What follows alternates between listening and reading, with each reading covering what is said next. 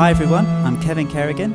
I'm a composer, producer, and also an instructor at Point Blank. Within this tutorial series, we'll be looking at Spitfire Audio's new library, London Contemporary Orchestra Strings, and I'll be sharing with you some composition tips which should give you a flavour of what you could learn on one of Point Blank's courses online and in London, LA or Ibiza.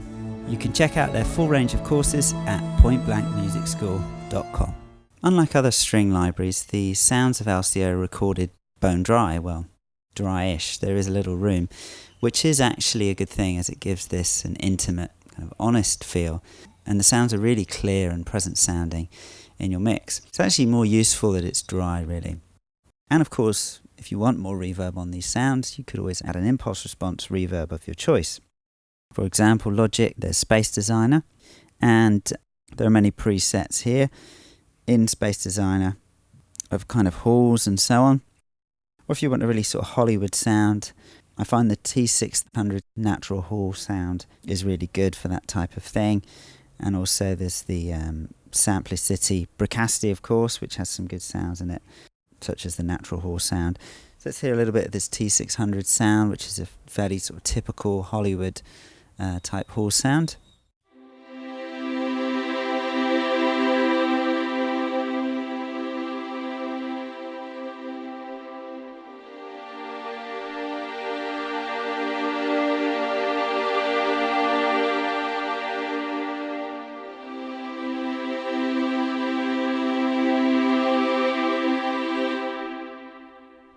Dialing in a little bit of impulse response like that will give the strings a bit more of a sort of typical kind of big sound.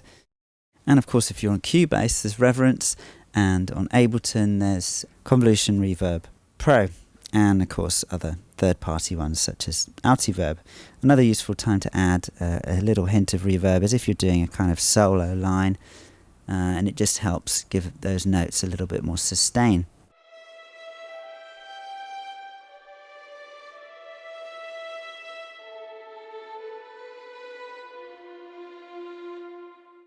Typically with programmed strings, you're trying to put them into a space because that's how we normally hear these things. So an impulse response of a natural hall sound will typically be a good approach. Though sometimes a different tack would be to use a more digital reverb, such as the excellent Valhalla Room, which creates a kind of beautiful type sound that's not necessarily real, but has that kind of beauty to it.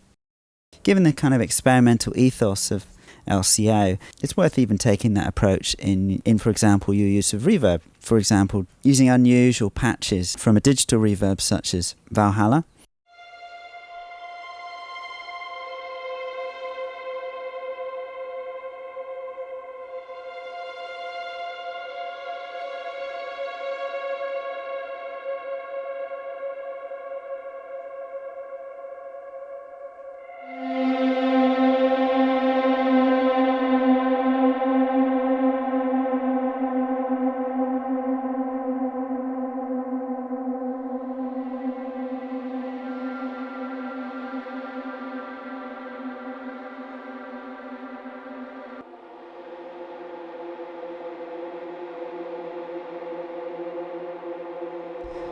Or even playing things like clusters.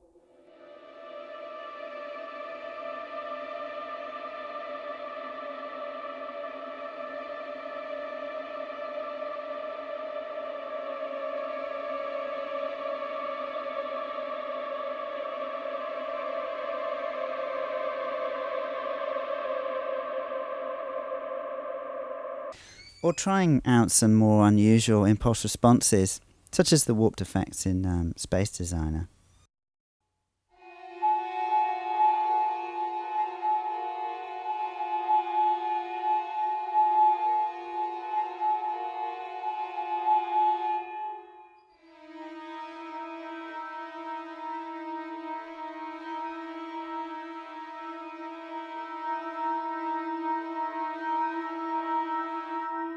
Or for example, taking a typical sound, such as a large hall, and reversing it, which you can do here in Space Designer by just hitting this button here, reverse.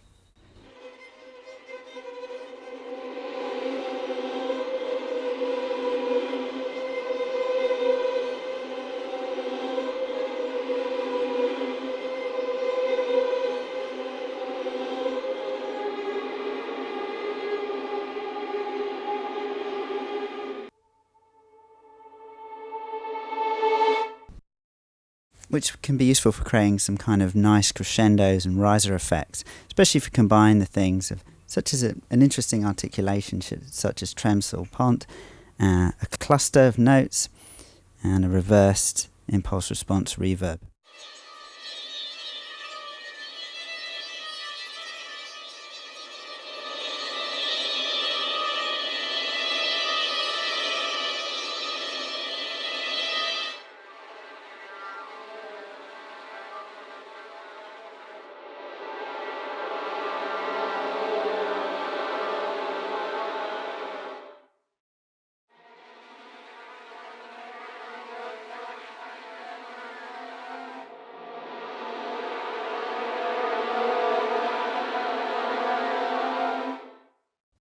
There is a pretty good reverb built into the actual interface, which you can dial in and out here, which is pretty good, but you're probably still better off using an impulse response reverb of your choice because it will just give you that much more control.